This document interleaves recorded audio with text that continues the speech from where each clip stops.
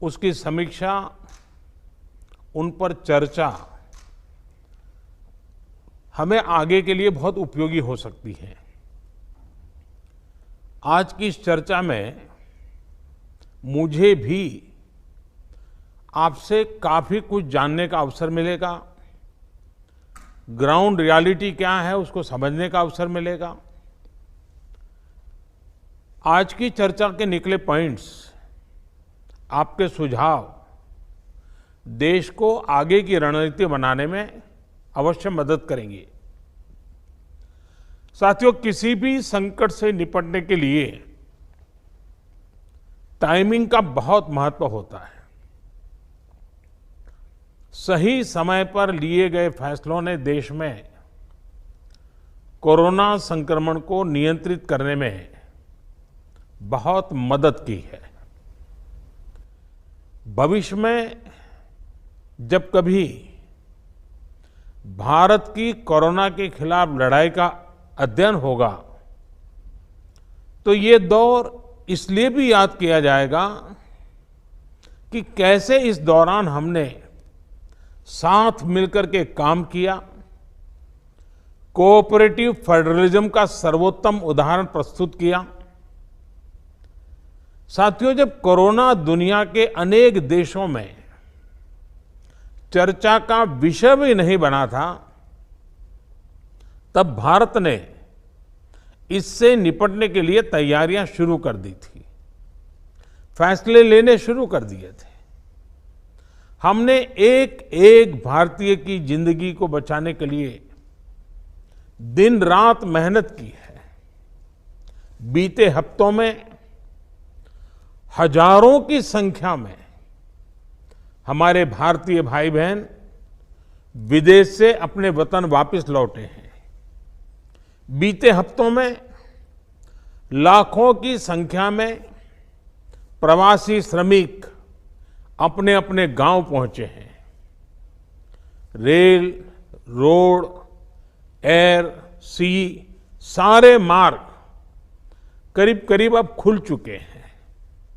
लेकिन इसके बावजूद, हमारी इतनी जनसंख्या होने के बावजूद भारत में कोरोना संक्रमण उस जैसा विनाशकारी प्रभाव नहीं दिखा पाया जो दुनिया के और देशों में कोरोना ने आफत पैदा की है।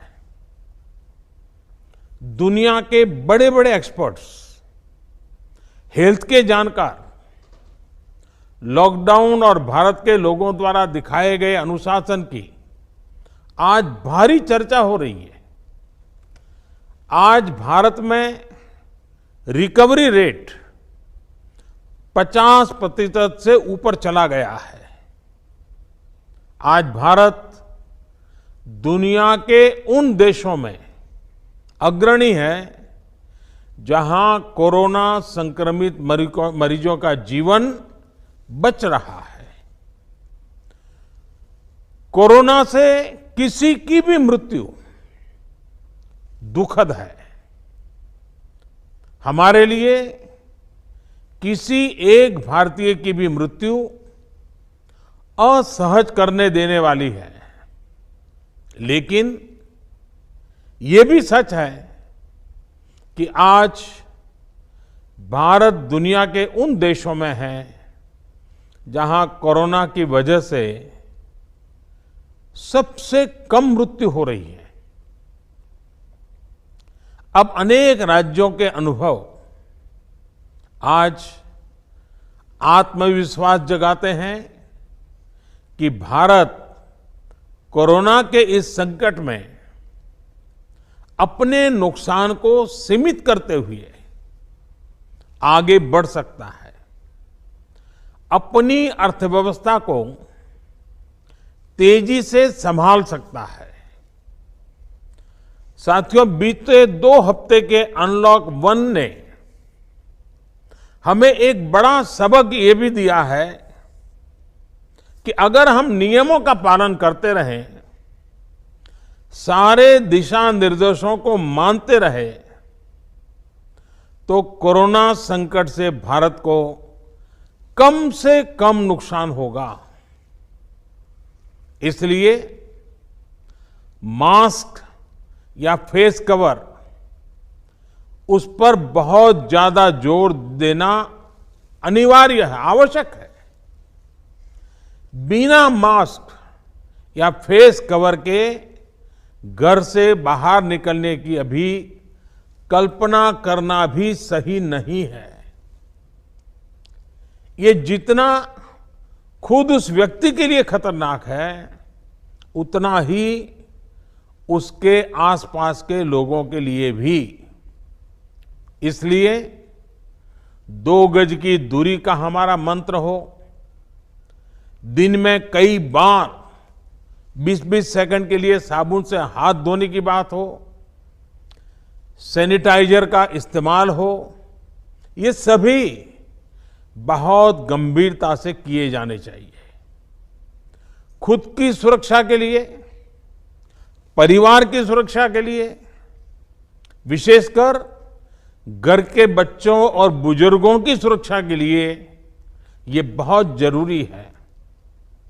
अब तक लगभग सारे ऑफिसेस खुल चुके हैं। प्राइवेट सेक्टर में भी लोग ऑफिस जाने लगे हैं। बाजारों में, सड़कों पर भीड़ बढ़ने लगी है। तो ये सारे उपाय ही कोरोना को तेजी से फैलने से रोकने में मददगार होंगे। थोड़ी सी भी लापरवाही, थोड़ी सी भी ढिलाई,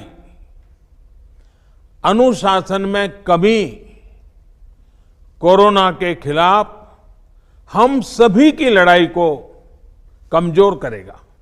और इतने दिनों की जो तपस्या है, उस पर पानी फिर जाएगा। हमें इस बात का हमेशा ध्यान रखना है कि हम कोरोना को जितना रोक पाएंगे, उसका बढ़ना जितना रोक पाएंगे, उतना ही हमारी अर्थव्यवस्था खुलेगी, हमारे दफ्तर खुलेंगे, मार्केट खुलेंगे, ट्रांसपोर्ट के साधन खुलेंगे और उतने ही रोजगार के नए अवसर भी बनेंगे। साथियों, आने वाले दिनों में अलग अलग राज्यों में इकोनॉमिक एक्टिविटी का जिस तरह विस्तार होगा, उससे मिले अनुभव दूसरे राज्यों को भी बहुत लाभ पहुंचाएंगे।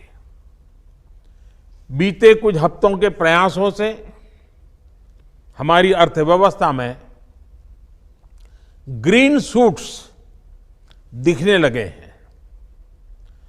पावर कंजम्पशन जो पहले घटता जा रहा था, वो अब बढ़ना शुरू हुआ है। इस साल मई में फर्टिलाइजर की सेल बीते साल मई की अपेक्षा 2 गुनी हुई है। इस बार खरीफ की बुआई बीते साल की अपेक्षा करीब 12-13% ज्यादा हुई है। 2 व्हीलर्स का प्रोडक्शन लॉकडाउन से पहले के स्तर का करीब करीब 70% तक पहुंच चुका है। रिटेल में डिजिटल पेमेंट भी लॉकडाउन से पहले की स्थिति में पहुंच चुका है। इतना ही नहीं, मई में टोल कलेक्शन में बढ़ोतरी होना इकोनॉमिक एक्टिविटी में वृद्धि को दिखाता है। लगातार 3 महीने तक एक्सपोर्ट में कमी के बाद जून में एक्सपोर्ट फिर से बाउंस बैक करके पिछले साल के प्री कोविड पीरियड में पहुंच गया है। ये तमाम संकेत है जो हमें प्रोत्साहित कर रहे हैं, आगे बढ़ने के लिए प्रेरित कर रहे हैं।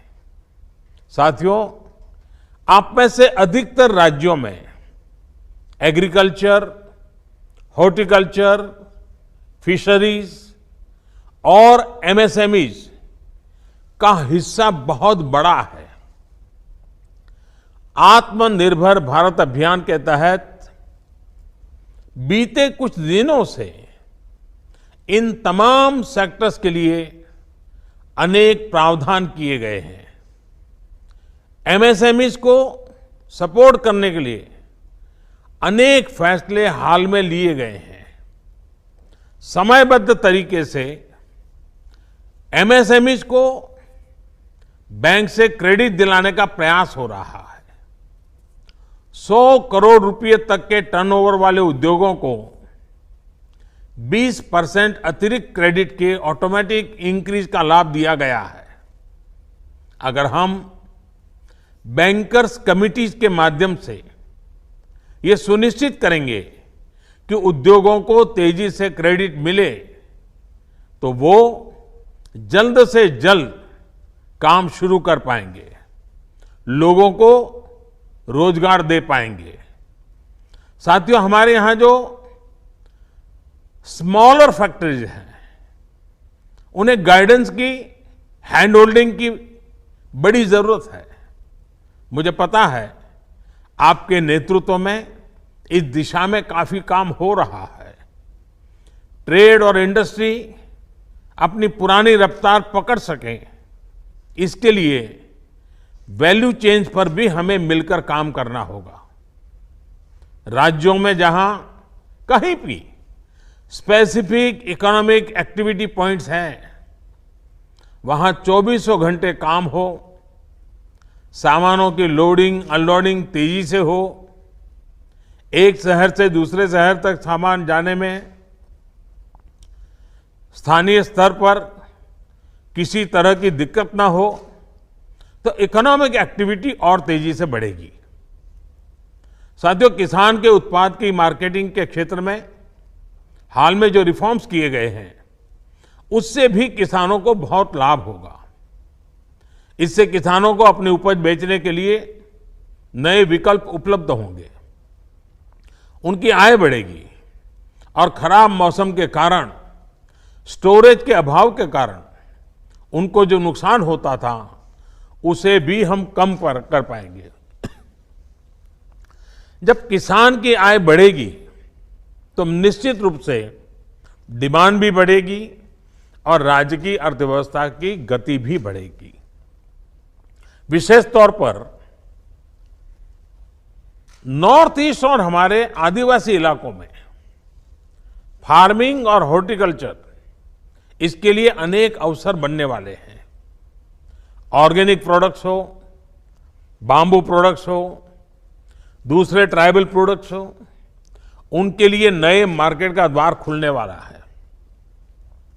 लोकल प्रोडक्ट के लिए जिस क्लस्टर बेस्ड रणनीति की घोषणा की गई है, उसका भी लाभ हर राज्य को होगा। इसके लिए जरूरी है कि हम हर ब्लॉक, हर जिले में ऐसे प्रोडक्ट्स की पहचान करें जिनकी प्रोसेसिंग या मार्केटिंग करके एक बेहतर प्रोडक्ट हम देश और दुनिया के बाजार में उतार सकते हैं। साथियों, बीते दिनों आत्मनिर्भर भारत अभियान के तहत जितनी भी घोषणाएं की गई हैं, वो एक निश्चित समय सीमा के भीतर जमीन पर उतरे, इसके लिए हमें एकजुट होकर काम करना है। इस पृष्ठभूमि में कोरोना से लड़ाई और इकोनॉमिक एक्टिविटी से जुड़े आपके जो सुझाव हैं, जो तैयारियां हैं, वो जानने के लिए मैं बहुत उत्सुक हूं और मुझे पक्का विश्वास है कि अनुभव के आधार पर आपकी जो बातें आएगी वो आने वाले रणनीति बनाने में बहुत काम आएगी। मैं गृह मंत्री जी से आग्रह करता हूं कि वे आगे की चर्चा का संचालन करें।